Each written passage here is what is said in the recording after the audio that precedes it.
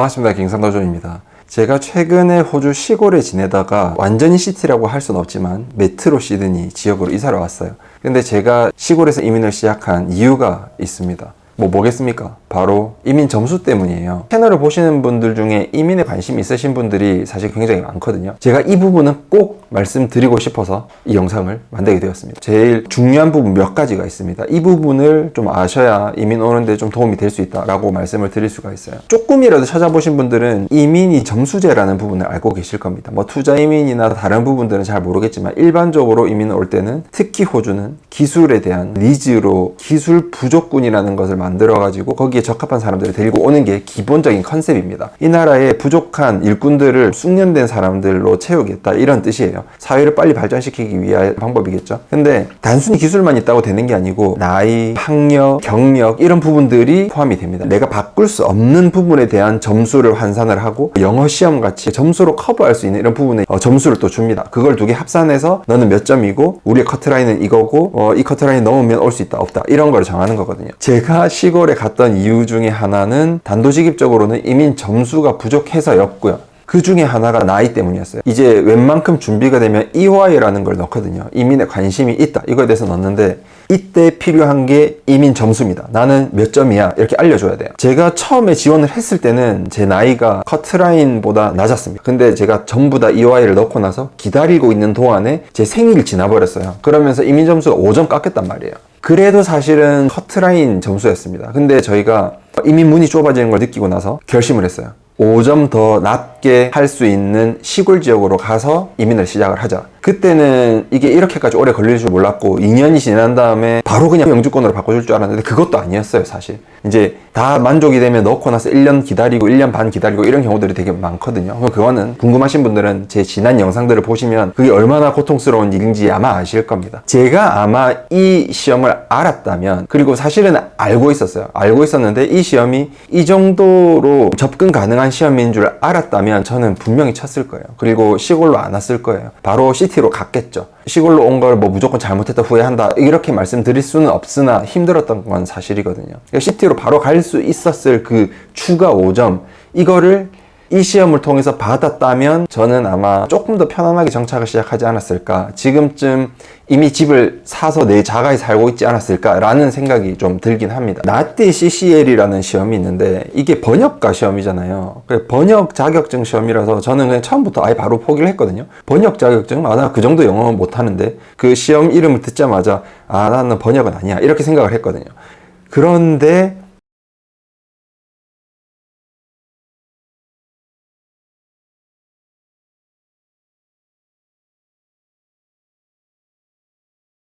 호주가 굉장히 계산적인 나라란 말이에요. 이걸 5점밖에 안 준다는 거는 그게 엄청난 시험이 아니라는 거예요. 예를 들어서 IELTS 6.0에서 7.0 그 갭에 있어서 10점 점수를 더 줍니다.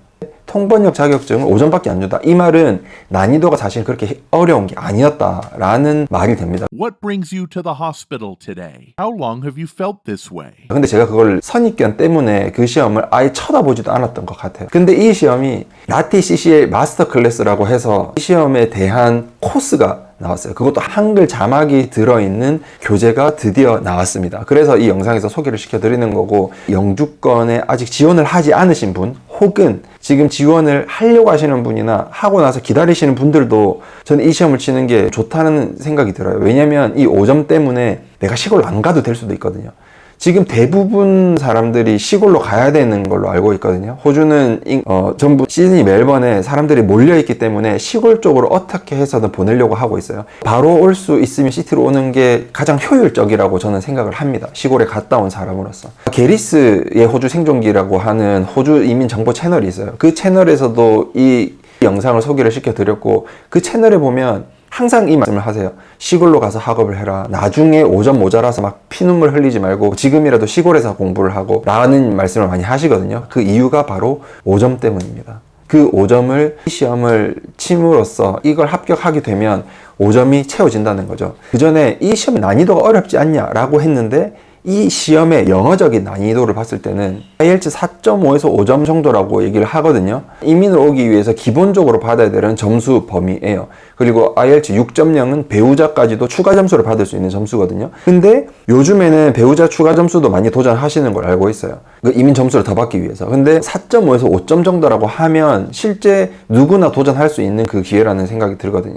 그래서 제가 추천드리는 방법은 IELTS를 치고 바로 나띠 CCA를 도전하시는 걸 굉장히 추천드리는 게 영어 감이 올라와 있을 때 이 시험의 난이도를 보면 사실은 좀 어렵지 않다는 생각이 듭니다. 영어 문장이나 구조 자체는 오히려 진짜 좀 쉬운 부분이에요. 뭐 I came to Australia last year and I'm looking for a property 이런 식 정도의 영어가 많아요. 영어를 좀 하신다, 물건 주문 좀 할 수 있다, 일상 대화를 하실 수 있다라는 수준 정도가 4.5, 5.0 정도인데 제가 이 시험의 모의고사를 봤을 때는 거의 문장 구조나 이런 흐름 정도는 굉장히 일상 수준의 범위 내라고 보시면 됩니다. IELTS 7점, 8점 정도 수준은 사실은 복문도 많고 문장 구조도 좀 복잡하기도 하고 뭐 even if made 어쩌고저쩌고 뭐 이런 식으로 약간의 이제 스트럭처가 있는 문장들이 많이 나오잖아요. 근데 통번역이라고 하는 이 문제들을 보면은 오히려 막 문장이 길어서 외우기 힘들고 이런 게 아니었어요. 내가 이 단어를 알아듣냐 못 알아듣냐, 이걸 한글로 만들 줄 아느냐 못 알아듣느냐 라는 그런 맥락의 시험이었어요. 그렇기 때문에 제가 지금 이 시험을 홍보하는 영상을 만들고 있지만 이런 영상이라도 내가 봤으면 제가 이 시험을 도전하지 않았을까라는 생각이 들거든요. 그런 마음으로 제가 이 시험에 대해 설명을 조금 더 드리겠습니다. 시험이 호주 달러로 800불입니다. 시험을 합격을 한다고 하면 5점을 얻는데 비싸지 않은 비용이라고 생각을 해요. 이민 점수 5점, 10점에 대한 압박을 받아보신 분들은 사실 돈 1,000만 원 주고 5점 살 수 있으면 돈 주고 사고 싶다는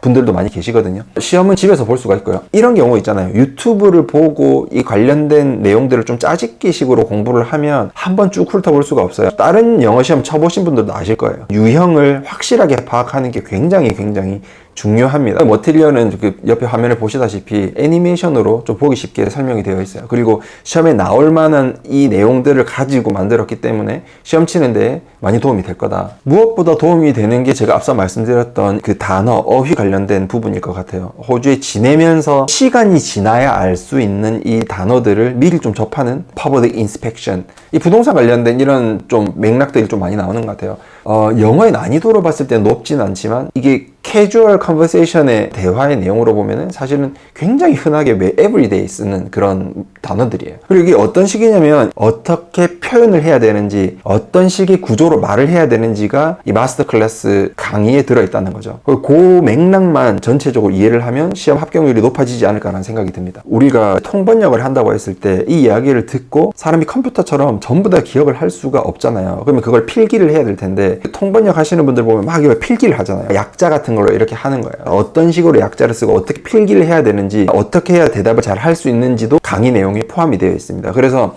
내가 단순히 듣고 이걸 이해해서 그냥 말을 한다는 게 아니라 듣고 요약적으로 필기를 하고 이걸 토대로 내가 또 얘기를 하는 거예요. 이런 부분들은 좀 통번역에 관련된 약간은 전문성이 있는 부분이지만 이 강의를 통해서 배울 수 있다는 부분을 또 언급을 드리고 싶습니다. 단어장도 있고 모의고사도 있기 때문에 그 부분 통해서 시험 준비하시면 좋을 것 같고, 이 외에 이민 점수에 도움이 되는 거는 뭐든 하시기를 추천을 드립니다. 그래서 제가 주변에 말씀드릴 때 조금이라도 어릴 때 나이 점수를 깎아먹기 전에 나이 점수 5점 깎이는 게 저는 개인적으로 굉장히 한이었거든요. 그래서 이 5점이 깎이기 전에 조건을 맞추는 부분들을 저는 고려하라고 주변에 말씀을 좀 드리거든요. 그래서 사실 이민은 좀 일찍 준비를 하고 나이가 어릴 때 올수록 유리하다. 제가 달아드리는 링크로 들어가서 신청을 하시면 구독자 할인 50%가 들어가기 때문에